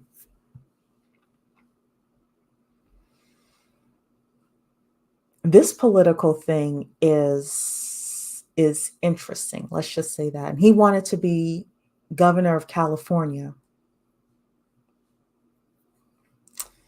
So you all are saying he's full of crap. Yeah, he was full of crap. He was. It was word salad. He was not answering any questions at all. Just somebody asks a question and he answers it directly. He wasn't. I mean, in like the basic stuff. I'm not talking about stuff that's difficult. The basic stuff. All Lindsay asked him was, hey, you've been talking about fatherlessness for a while. What have you done specifically to help, prevent fatherlessness? And he went on a 3-minute back and forth with her about, does she believe that the problem exists? Negro, please. Dumbest thing. I feel like that's exactly, so we're going back to the poverty thing. That's exactly what the people of West Virginia, the miners, think, and why they continue to vote the way they do. Yeah, so you have to have skills these days. And this would let me know that somebody like a Larry Elder is not qualified to be president of the United States if he doesn't know that before a person has children, they should have some sort of a trade or a skill or something like that, because he's not going to put the policies in place in order to make sure people have those things. Women with children, the number one factor of poverty across race and age ranges. This is true. Gaslighting 101. Here's my part. Oh, you laughed at that. Larry is aggressive, but and I think the man is smart. I think he's smart. I think he's calculated. I don't think he's a dumb man. There's a reason why he's not answering these questions directly. Because the two questions I showed you should have been easy peasy questions. So what are we hiding? What are we hiding? And he knows he's not going to be president. Is he trying to go for the head of HUD? Is he trying to go for VP? Because he's a MAGA guy. He says it on the campaign trail. He's a MAGA Republican. So then what policies exactly is he trying to put in place? Because whatever it is, he's not telling us. He's not telling us what they are. Your blood pressure just went up. But let's bring it on down, girl. Let's bring it on down. I got one more story for everybody. It's believe it or not a money story. So, anyone wants an aggressive president again? I told y'all I am Trump agnostic. I'm Trump neutral. If Trump gets back in, okay. If he doesn't, fine. I would not be surprised though if he gets back in. So I don't want either of them personally. I don't like Joe or Donald. I don't. But those are the choices they've seemed to given us. So Larry's an empty chair. Hey, Toe Beans, good to see you. I think some people are shocked when Black people want to talk policy and not social media talking points. Larry's one of them. I think so too. I think so too. Lainey is saying Ben Shapiro always says is if you graduate high school, get a job, and don't have kids out of wedlock, you won't live in poverty. Larry forgot the getting a good job part of the quote. So I've seen Ben Shapiro talk about this. This is actually from, I think it's a Southern Poverty Center or something like that. It's actually a famous study that they did. But guess what? They did that like, I don't want to say a decade ago or something like that. That advice is outdated. If you get a good job, great, like, and we're going to talk about this tomorrow night. We're going to talk about the American dream is not for average people anymore. Poverty in the United States, poverty is below like $24,000, right? I think it's 24,000, something like that. Unless you own your own home outright and you live in like the woods somewhere, who's living on $24,000? I mean, we have to like sit back and actually think through this, like have this conversation with ourselves. Who can live off that? So you're telling me $24,000 is poverty, but if I make $24,001, yeah. Come on. Like, really, Larry? Really, Ben? Like, this is where people have talking points. They read something in a book. They read something online, or better yet, they heard somebody else's podcast. And they don't sit back and think about, like, does that make sense? Maybe that made sense 20 years ago, but does it make sense today? No.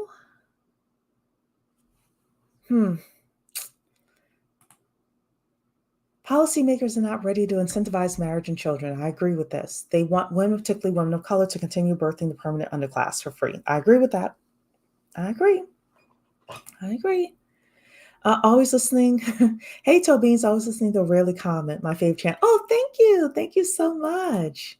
That's less than $12 an hour. Yes. You come on. Talking about I'm not going to live in poverty. If you just have a high school diploma and don't get pregnant before you're 20 and you get married, great. So we have two people making $24,000 a year with a baby. If y'all can show me how to make math work, great. I don't see how you make the math work unless, again, you own a house free and clear and you live in a tiny house or in the woods somewhere and you're growing your own food. Like you have to have a lot of things coming in place for that. A lot of things coming in place to make that work. You're not paying for daycare, please. I think Larry's hired to skew votes and distract. That's possible. The math ain't mathin'. When we talk about the American dream tomorrow, this is what we're going to talk about. This is so with Eboni's discussion. We're going to go back to Ebony. And one of the things I talked about was like, if we are going to, as aunties, give advice to younger women, it does need to be nuanced, and we do need to say A, B, C, D, E, F, G. You all know I'm not like a relationship person, but we will talk a little bit about, money itself in the business of marriage. And during my last discussion about Eboni, one of you placed in the comments that you had not thought about making sure that the man knows the cost of daycare, and that you were grateful that I mentioned that. Yeah, a lot of men don't know the cost. They want a legacy. They want a family, they want a wife, they want a legacy, but do they know the bill? Do they know the amount of money on the bill? Because see, they think that you are taking that money to buy Louis and Chanel and get your nails done and get your hair done. No, he needs to go down the diaper aisle with you. He needs to go down the formula aisle with you. He needs to know what the cost of daycare is. He needs to know what the cost of a car seat is.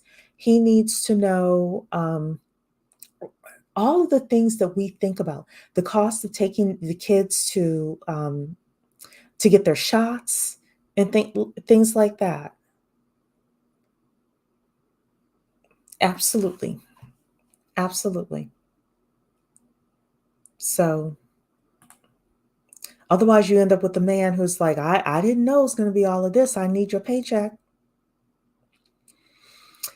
Exactly. The child care was $981 a month, and that was 10 years ago. It is for a newborn. I was doing some numbers for a daycare center, like the operator, and newborns can be $1,000 a week.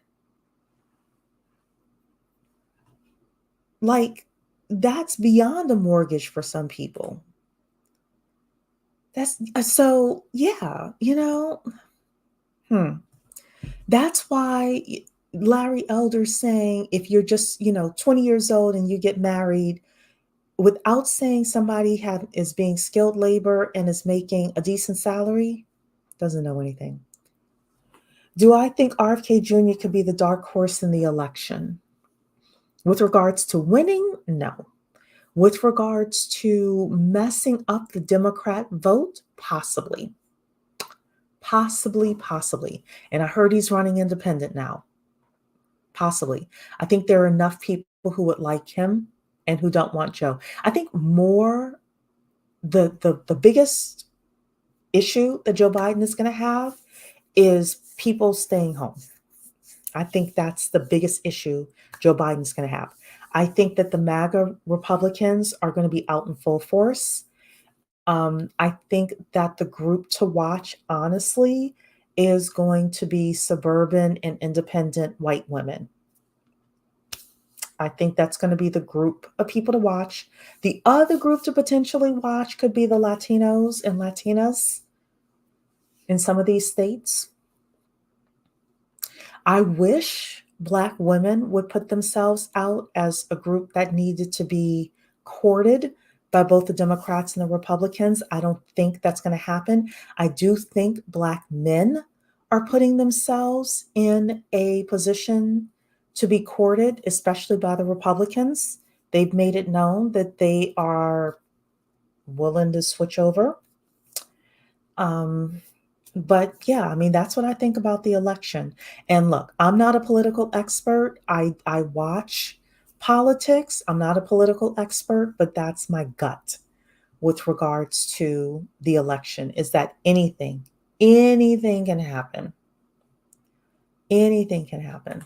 So,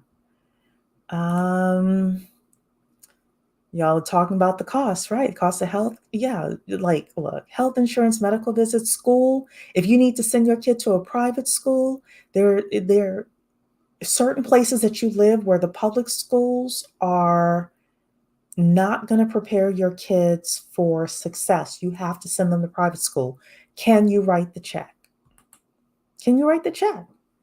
A woman with 4 kids says she and husband pay $5,000 a month in total for all her kids' childcare. I would believe that. I would believe that. And that depends on how old the kids are. Yeah, Larry is giving bad advice. It breaks my heart to listen to the predatory advice Black society continues to give young Black women and girls every generation. This is pimp culture advice. Black women like Eboni are used to recruit for Black men. I hope that she doesn't. I don't think she knowingly is doing that. I don't think she knowingly is doing that. I do think she's trying to promote this judge show. And I do think that she was careless. I don't know if she's trying to recruit for Black men. I wouldn't go that far, but that's just me. Encouraging Black men and boys to date other races of women while continuing to steer young Black women and girls, which, look, she should know better. But she specifically was saying, I'm speaking to a young Black girl who wants to date and marry a Black man. Well, then you should say, young lady, maybe you should consider opening your options. That would have been a more, what do you call it? It would have been a more responsible thing for Eboni to do. You can speak to a young lady and say, I know you're thinking this is the best way to go, but I just want to encourage you to consider these things over here. That was not what Eboni did. That wasn't what she did. And that was careless. Have you discussed the 40+ centers Republicans have opened in Asian Hispanic communities? I have not, but doesn't surprise me. Doesn't surprise me. They are going after those votes. Look, I want us to be courted too, Coconut Water. Why should they get all the courting? Why can't we get the courting? But we as a collective group of Black women, we are not putting ourselves out to be courted. We're not. Black women are too tethered to the Democratic Party, and it's nauseating. I agree. I would love us to expand our options politically. We need to have a show on that. I would go and call that a show. Expand your options politically. We're going to have a show about that. In some states, Black women and some Black men are reconsidering voting for the Democratic Party. Just watch some of these videos dealing with immigrant issues. Yeah. And then some of them will complain about the immigrants and still vote Democrat. Now, I am a fan of Republicans on the local side and a mixture of Republicans and Democrats in the House, the Senate, and the presidency.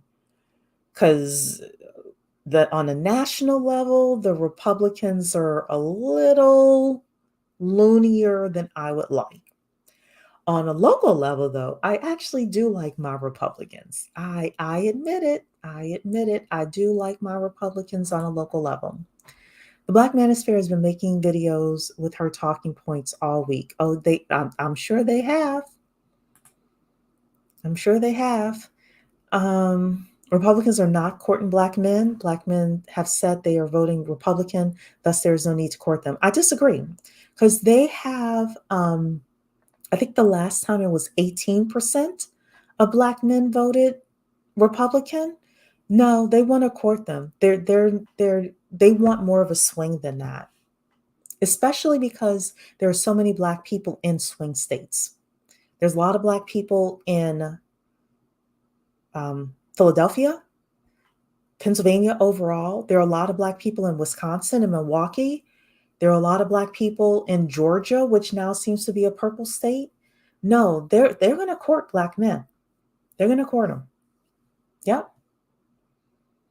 And all they need to do is peel enough of them away from the Democrat Party. It's all, at the end of the day, it becomes all a matter of the numbers. So Donna is saying there were a couple of Black women going off at Jamie Harrison when they went to some college trying to get support for the Democrat Party. Those women went off on Jamie. Well, they shouldn't have.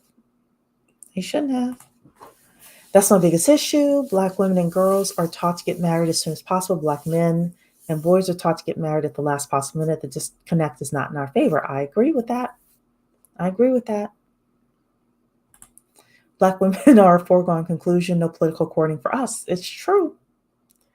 It's true. I mean, individually you can be courted, but people don't court politically on an individual basis. They court in a collective. So maybe instead you get courted as part of a suburban group or something like that. A suburban independent group. But yeah, no, nobody's coming to court Black women politically. They're just not.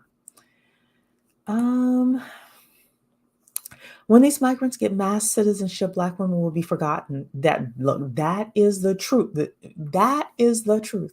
This is why I'm telling you now to get your technical skills, your soft skills, your networks, and your resources together. Because this is the truth, and it's happening fast. I just read an article that said that the Hispanic community's GDP is, I think, close to $4 trillion this year. Black people are 1.7 trillion. They're dwarfing us. In the upcoming years, they're probably going to have 3 to 5 times the GDP within the United States that we do. They're dwarfing us. They're dwarfing us economically. They're dwarfing us politically. They are not tied to the Democratic Party. When people think Hispanic, they actually have to break apart the Cubans versus the Venezuelans versus the Ecuadorians, etc., the Puerto Ricans. They all vote differently, so they get courted and we don't. That's why people bitch and complain about DACA, but they don't do anything about it. Thank you, Selfish Love. Thank you for the super chat. I appreciate it. Mr. Shelley is in the building, y'all. Oh my goodness, it is late, y'all. We'll be here talking about politics. Georgia, baby. Yeah, look, Georgia's on the map. It's weird though, because Black women are not conservative in their everyday lives. Yeah, but they're conservative for this vote. They're conservative for this vote. Is it impossible for us to make our own super PAC? It's not impossible. The question I would ask for a super PAC is, what are you going for? What are you fighting for? Like, what's the main legislation that you're pushing for? What's the main legislation that you're pushing for? And can you find politicians that will back that legislation? You got to have both of those things. So, hey, it's me, says, I want to ask, what do you think are good technical skills to have in general? It depends on what your career is. I don't know the technical skills that you would need to have in general, because there's no in general technical skills. The technical skills are related to your career itself. So I would ask you instead to look at whatever career that you're looking at and look at the top 10% of people and see what technical skills they have. It could be certs, it could be degrees, but most importantly, it's the type of knowledge that they have that makes them very, very good at their job. So I'll give you a great example. I am a mortgage loan officer. I help people get mortgages. A technical skill that I have has nothing to do with technology. A technical skill that I would have is knowing all of the guidelines so that when somebody comes to me and says, hey, Sheree, I'm looking for this type of mortgage, I would know whether or not they qualify for it. That is a technical skill. A technical skill that I would have is being able to do a loan consultation and walk people through their options. That is a technical skill, and it has nothing to do with technology, but it is related to my career.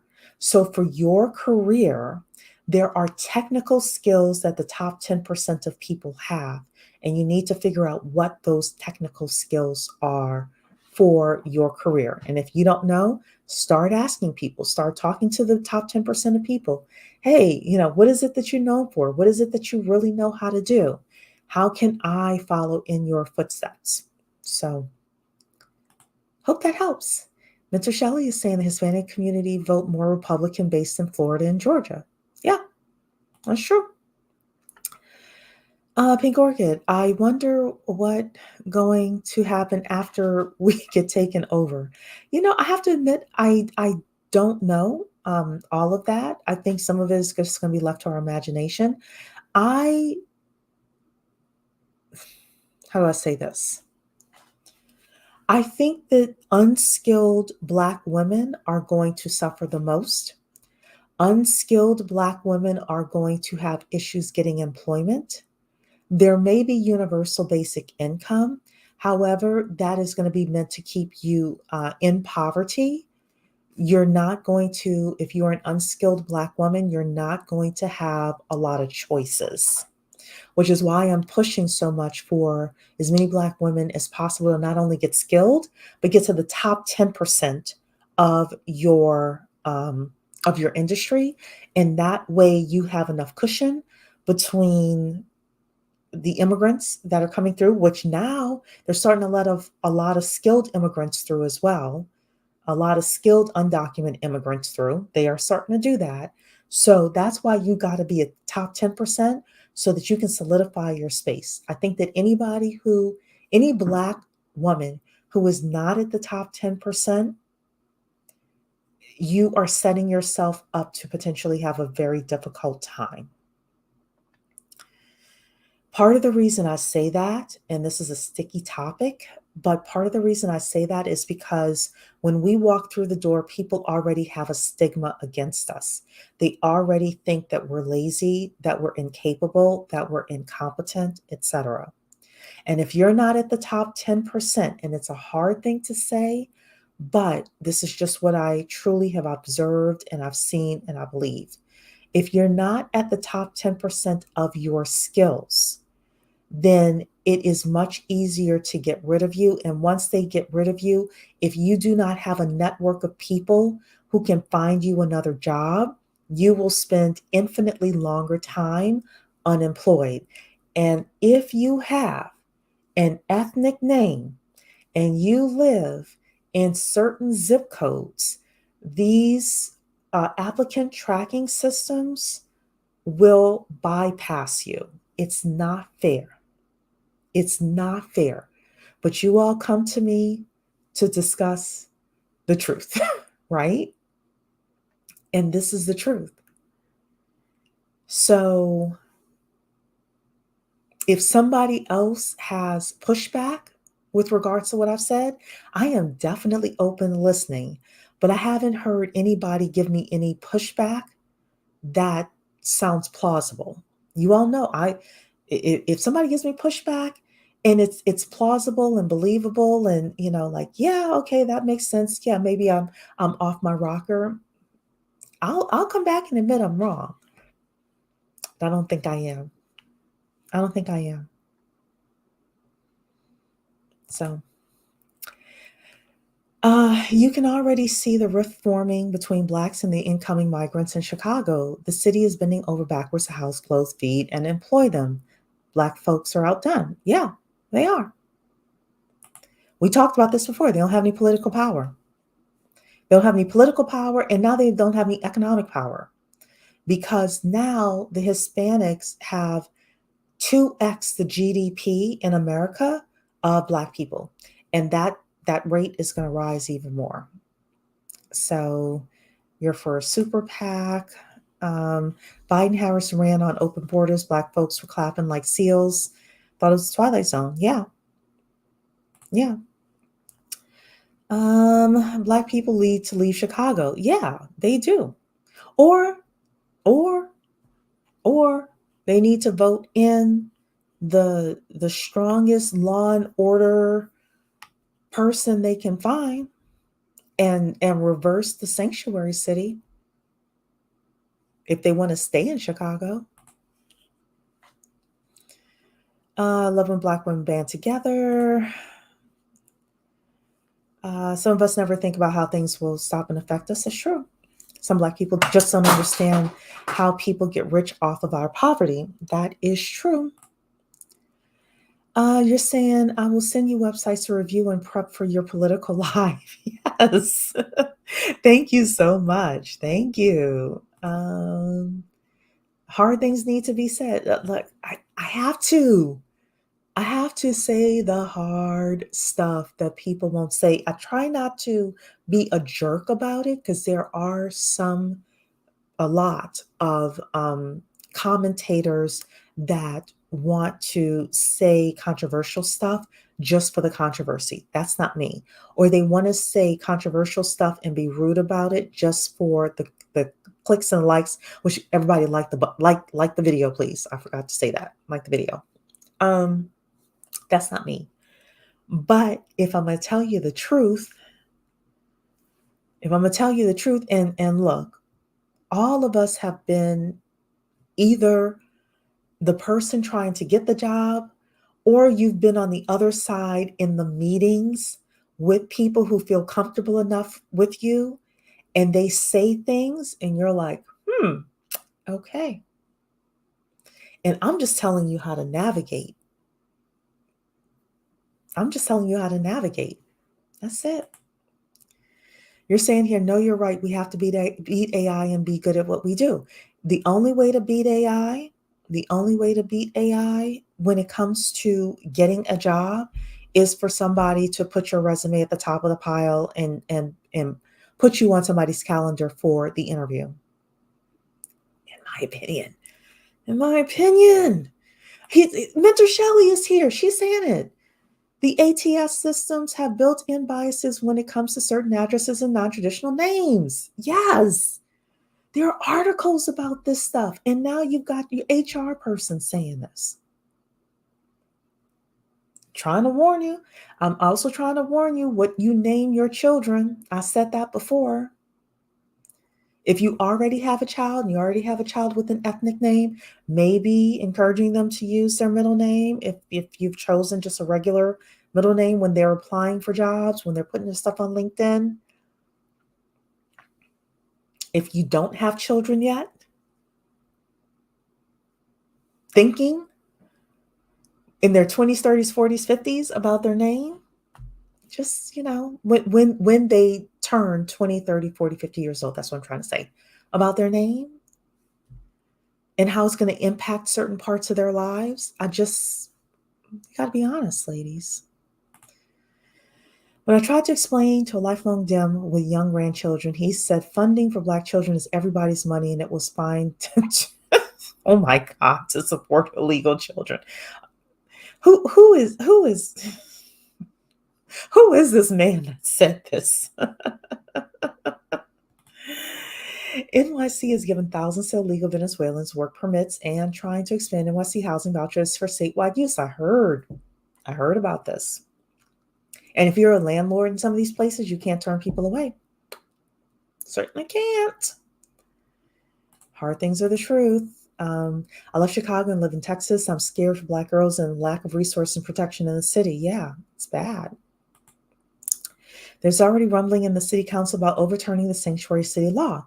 The peon in office is all about the migrants with his cone head. He does have a cone head. But here's the thing. According to the reporting that I saw, he was talking about the migrants and how he wanted to do things for the migrants when he was running for office. Chicagoans and New Yorkers should have said no before they let them in these positions. Now you want to sit here and cry. Your name is an ethnic name. Well, look, that is why you need to have a network. If you have an ethnic name, even if you don't have an ethnic name, have a network. All I'm trying to say is if you have an ethnic name, your network is going to be important. It's going to be more important. All I'm trying to do is give you the game so you know how to navigate. That's it. Yes, and some Black people keep blaming Black women in HR, not understanding these companies use software to filter out resumes and CVs. Yes. And they will say for an entry-level position, you got to have experience. That's another way that they knock people out, is to say you have experience. Well, as a Black person, how do you get experience? Some people get experience through family businesses. Some people get experience through internships in college. If you don't know that, if you don't know the game, they look at your resume. Oh, this person doesn't have any experience. Our ad said the person needs to have experience. In the meantime, Joanne in HR put her daughter in, and her daughter doesn't have any experience, but because Joanne in HR, or Joanne, the executive assistant to the VP, put her daughter's resume in the right place, put her daughter's name on the right person's calendar, all of a sudden, we don't need experience. I'm trying to warn you all. That really is it. It really is it, so that you can navigate. That's all I want you to do, is be able to navigate. I wonder if that's why New York eliminated Airbnb. It's possible. It wasn't smart. It wasn't a smart move, but it's possible. Gatekeeping 101. Yeah. Yeah.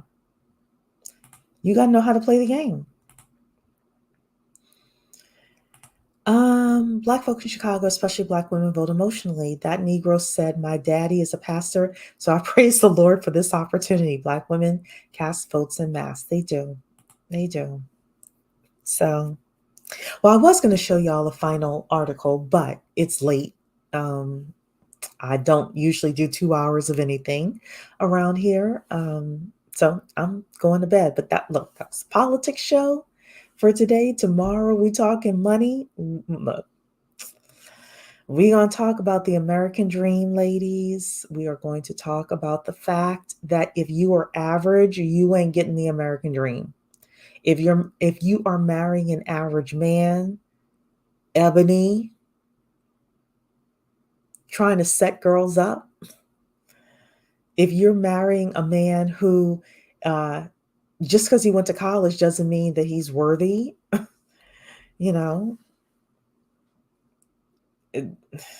the American dream is just not going to be for average people. It's just not. It's just not. So we are going to talk about that tomorrow. We're going to dig in to talk about that tomorrow night. And I will probably open up the lines tomorrow night if you ladies say that you want to come on. So Minter Shelley's saying networks matter more than experience. The amount of times I've seen the biggest village idiots get hired because of their network. I have too, Minter Shelley. I have too. That's why I'm trying to warn my young ladies here and my middle-aged ladies. Stop blaming racism, white supremacy, and get your network together. Exactly, Cherie. Plus, it's the hiring managers who make the final decision. Yes, it is. And Joanne will go to the hiring manager and say, "I want you to hire my daughter. Or I want you to interview my daughter." Yes. I'm enjoying the show. See you tomorrow. Black women, political voice, and focus on criminal justice. We need to stop focusing on criminal justice as Black women. We need to focus on economics. Can't afford to be average. Nope, you can't. You will not get the American dream if you are average. We're going to talk about it tomorrow night. Yeah. Do you think it would make sense to get into a finance career if you're horrible at math, especially under pressure? Yep. There are different things you can do within finance that don't involve math. But here's the thing. Hey, it's me. Why do you want to get into finance? What kind of finance career are you looking at? Why do you want to get into finance? Do you see a real trajectory for you based on the skills that you have? And there are people who say they're horrible at math, but are you really horrible at math? If the math made sense to you, if it were taught to you in a way that made sense, I'm not saying to do calculus, right? But finance overall, depending on what you're trying to get into, a lot of it is addition and subtraction, multiplication and division. So, and there's a lot of computer programs out now as well. So it depends. I don't know what kind of finance career you're looking at. I would honestly say hire a career coach to work with you. Crystal's in the building. You're a landlord in New York, and the migrant crisis is crazy. The way housing law is set up, the average landlord is stuck between a rock and a hard place. Yeah. Favorite phrase, get your network and apply with confidence in a mediocre white man. Yes, I said it. Look, you would better walk in there like a peacock. Yeah. And you're saying you can't wait for tomorrow night. Yeah. So they are offering private citizens money to house illegals. Yeah, they are. They are. We can talk about that politically. There's a lot of reasons why they have an open border, because there's a certain underground infrastructure that illegal immigrants actually fill and prop up. The thing is that when their children come of age and they have to compete with your children, or they have to compete with you, you better be ready. That's all I can say. You better be ready. And whatever man you choose to have these children with, it's his job to help you make sure, or to provide a household that makes sure that those kids are ready. It is. Black women need to learn how to work with people they don't like. That is true. And look, I don't dislike any individual. I don't dislike the Hispanics. I respect their hustle. I don't dislike illegal immigrants. I respect their hustle, right? As long as they're law abiding. I don't care. I don't care. So maybe need upper class Black women to teach how to move around obstacles without messing up money. Look, all you have to do is you meet that person's energy. I'm telling you, that's it. Meet that person's energy. If that person is cool with you, you're cool with them. If they have an issue with you, you navigate it based on upwardly mobile best practices. Never, ever, ever give these individuals something to write you up on. What do I mean by that? And maybe we'll do something behind the scenes with the mentor Shelley or somebody like that. What do I mean by that? Somebody may come to you and may speak to you incorrectly, or write something to you in a way that they should not have engaged you. Play chess, not checkers. What do I mean by that? I mean, be very careful how you respond, because they will leave out what they did and they will put into the complaint with HR what you did and what your response was.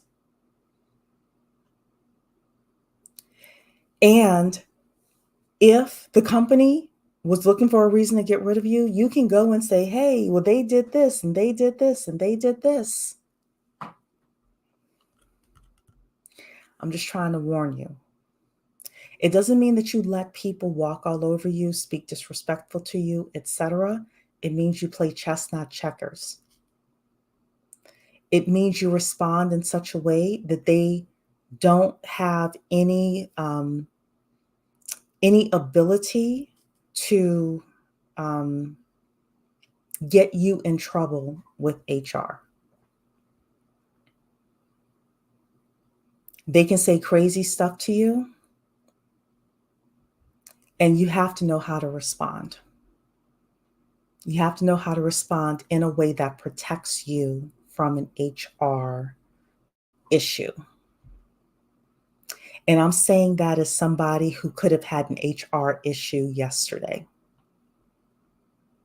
And at some point I'll talk about it, not right now.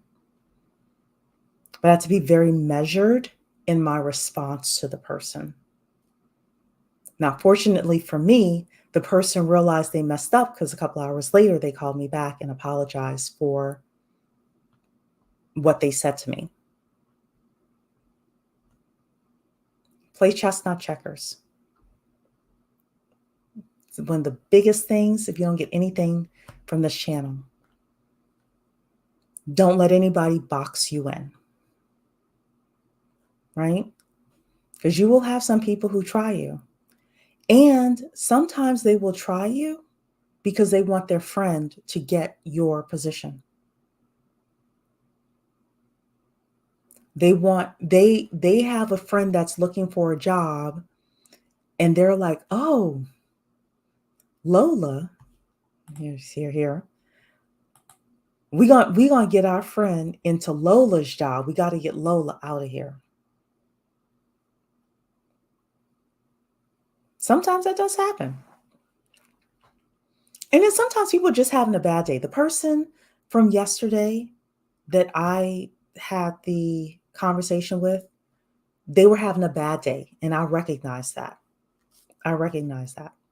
So it's not always racism. You all know how I am. It's not always racism. Sometimes they're just having a bad day, but don't ever let anybody back you into a corner with corporate. So, AE, I haven't seen you in a while. Hello. Good to see you. So, yeah. Absolutely, Rana. Absolutely.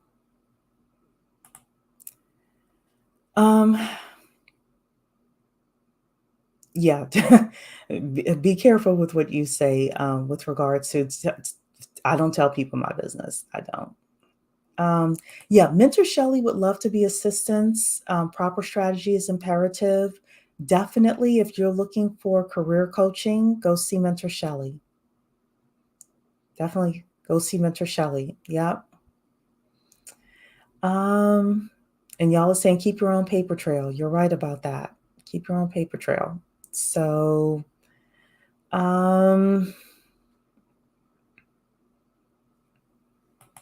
this is true as well. A lot of people know many Black women are on their own and have no backup. If they can knock you off your square, it could mean disaster for you financially. This is very true. Play chess, not checkers. Jessica is here. Hello. Jessica, I'm about to head out, girl, but it's good to see you. All righty then. So that is it for me. That's the longest show I've had like in a while, where I haven't had a guest or other people coming in. So, all right, ladies, I'll see y'all tomorrow. Thank you so much. Thank you to Selfish Love for the super chat. Thank you to all of you for engaging in tonight's politics discussion. And tomorrow night, we're going to be talking about money. Take care, ladies. Bye.